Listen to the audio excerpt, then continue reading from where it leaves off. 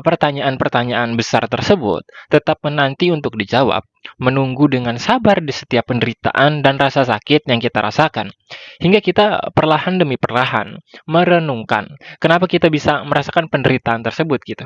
Kenapa kita bisa merasakan sakit, kenapa kita hidup, dan kenapa kita bisa diciptakan.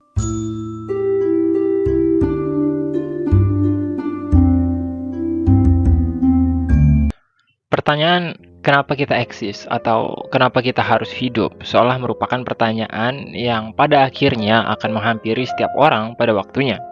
Pertanyaan bertema eksistensial tersebut berada dalam satu lingkup yang sama dengan pertanyaan tentang makna hidup kita, untuk apa kita diciptakan, dan apa tujuan hidup yang sebenarnya harus kita tempuh sebagai manusia. Well, sepanjang sejarah peradaban kita, manusia telah berusaha menjawab pertanyaan tersebut dengan menggunakan beragam konsep pemikiran dan kesadaran seperti filsafat, agama, moralitas, dan biologis.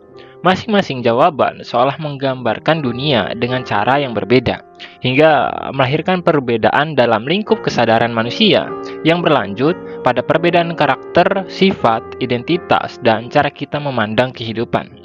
Tapi yang perlu digarisbawahi, semua jawaban yang berusaha ditawarkan merupakan sebuah interpretasi terhadap kenyataan yang melahirkan konsep kesadaran itu sendiri. Yang artinya, melalui kesadaran tersebutlah kita dapat menjalani kehidupan kita sehari-hari dengan pemahaman bahwa kita memiliki kebebasan untuk mengambil sebuah keputusan atau tindakan. Dan keputusan tersebut haruslah sebuah tindakan yang tepat atau sejalan dengan kesadaran yang kita miliki. Tapi gimana jika pada faktanya kesadaran hanyalah sebuah tipuan kecil yang dilakukan oleh otak kita untuk membantu manusia agar dapat menjalani hidup sebagaimana mestinya?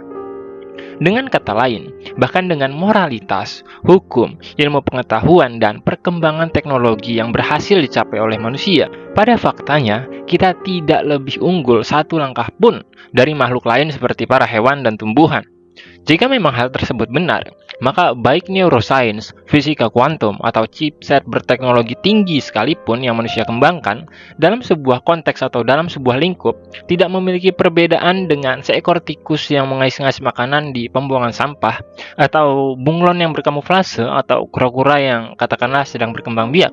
Mengapa demikian? Karena dalam konteks tersebut, yang manusia lakukan tidaklah lebih untuk mempertahankan kehidupan itu sendiri, dan mengembangkan beragam jenis kemungkinan yang dapat dijalankan demi kesenangan, rasa bangga, keuntungan, dan beragam jenis sikap lain yang gak ada hubungannya sama pertanyaan besar kita di awal tadi.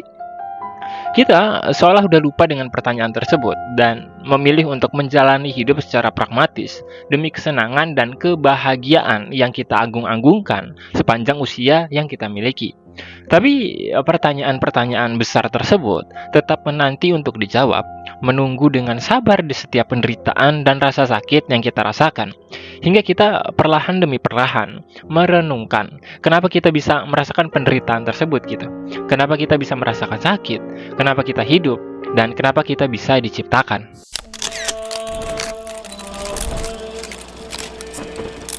Kita udah singgung sedikit di awal bahwa kesadaran yang kita miliki sebagai manusia itu sebenarnya ilusi. Kita hanya sedang menggenggam sebuah konsep tentang apa itu kesadaran tanpa benar-benar memahami dan mengetahui tentang apa itu sebenarnya kesadaran. Itulah kenapa setiap orang memiliki kesadaran yang berbeda-beda satu sama lain, yang menyebabkan mereka menjalani hidup dengan arah yang juga ikut berbeda. Kemudian, pertanyaan besar kita di awal tadi, yang merupakan bagian dari kesadaran semu atau kesadaran ilusi yang kita miliki, bisa jadi berada dalam dua lingkup atau dua kemungkinan. Pertama, adalah bagian dari cara kita meningkatkan kesadaran yang kita miliki. Kedua, adalah ketika pertanyaan besar tersebut, faktanya, hanyalah bagian dari ilusi dari kesadaran yang kita miliki. Jadi, jika dianalogikan, pertanyaan besar tersebut dapat menjadi kunci bagi diri kita untuk menemukan ruangan yang berbeda dari ruangan yang kita tempati saat ini. Namun, di sisi yang lain, pertanyaan tersebut juga dapat memungkinkan untuk hanya menjadi bagian dari ruangan yang kita tempati saat ini gitu. Dengan kata lain, kita terpenjara dalam kebebasan yang selama ini kita bangga-banggakan dan berpikir bahwa semua kemajuan yang berhasil kita capai telah mengantarkan kita lebih jauh pada sebuah perjalanan yang membentuk sebuah lingkaran gitu. Banyak kaum teologis dan spiritualis yang percaya bahwa mereka telah menemukan jawaban atau jalan keluar dari penjara tersebut berdasarkan perintah Tuhan atau melalui wahyu yang disampaikan oleh para orang-orang terpilih. Namun, manusia seolah kurang puas dengan jawaban tersebut karena kebanyakan dari kita masih terpaku atau terjebak dalam penjara kebebasan atau penjara kesadaran yang membuat kita berpikir bahwa kesadaran kita dapat mengantarkan kita pada jawaban utama dari pertanyaan besar tersebut. Sedangkan kemungkinan besar, pertanyaan besar tersebut hanyalah sebuah ilusi yang menjadi bagian dari ketidaksadaran yang kita miliki sebagai manusia, bahwa kita tidak bisa sepenuhnya untuk menjadi sadar. Jadi, dalam konteks tersebut, para kaum teologis dan spiritualis berada dalam posisi yang lebih unggul dari kebanyakan orang yang hanya berpatokan pada rasionalitas maupun kesadaran yang mereka miliki. Tapi, apakah keduanya benar-benar tidak bisa disatukan? Well, ya sebenarnya bisa-bisa aja sih. Khususnya ketika dua pandangan tersebut sama-sama mengambil kesimpulan bahwa kehidupan yang manusia jalani itu sebenarnya meaningless atau nggak ada artinya. Bedanya, salah satu dari mereka mempercayai akan adanya kehidupan setelah kematian dan beragam jenis proses lain yang harus manusia tempuh di alam selanjutnya. Sementara bagi kaum lainnya, yang nggak ada namanya kayak gituan gitu. Bagi mereka, setelah kita mati, ya udah jadi makanan cacing atau jadi nutrisi bagi tanah. Jadi, seolah kehidupan yang kita miliki ini yang nggak jauh beda dengan kehidupan hewan atau tumbuh-tumbuhan yang hanya memainkan perannya dalam ekosistem. Sekarang, tinggal masing-masing dari kita pengen punya pandangan hidup yang kayak gimana. Apakah kita akan tetap mendewakan kesadaran yang kita miliki sebagai manusia?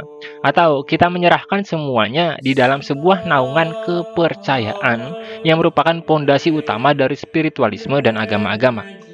Jadi, kesimpulan video ini adalah, untuk menjawab pertanyaan besar tersebut, kita tidak bisa menggunakan kesadaran yang kita miliki, karena kesadaran itu sendiri sangat amat rapuh dan terbatas pada dunia empiris yang kita jalani. Sementara pertanyaan besar tersebut melampaui semua itu. Ibaratnya, kita terbangun dalam sebuah kereta atau kendaraan, kemudian kita sadar bahwa kita sedang berjalan menuju sebuah arah. Terus kita bertanya-tanya, kenapa kita bisa ada di sini? Kemana tujuan ini gitu? Dan kenapa semua ini tercipta? Jawabannya nggak akan pernah bisa benar-benar secara utuh kita dapatkan, karena sebelumnya ya kita nggak sadar gitu, kita tiba-tiba ada di situ. Jadi untuk mendapatkan petunjuk, maka semaksimal mungkin kita harus mempelajari kenyataan yang kita hadapi, yang melampaui keberadaan diri kita sendiri sebagai manusia, yang melampaui makanan, minuman, pekerjaan, dan semua emosi yang selama ini berusaha kita cari maupun berusaha kita hindari. Kemungkinan besar, itu adalah satu-satunya cara bagi diri kita untuk dapat sedikit menyadari sebuah alasan dari keberadaan kita yang unik ini. Sekian gue Salata Sangning, sampai jumpa.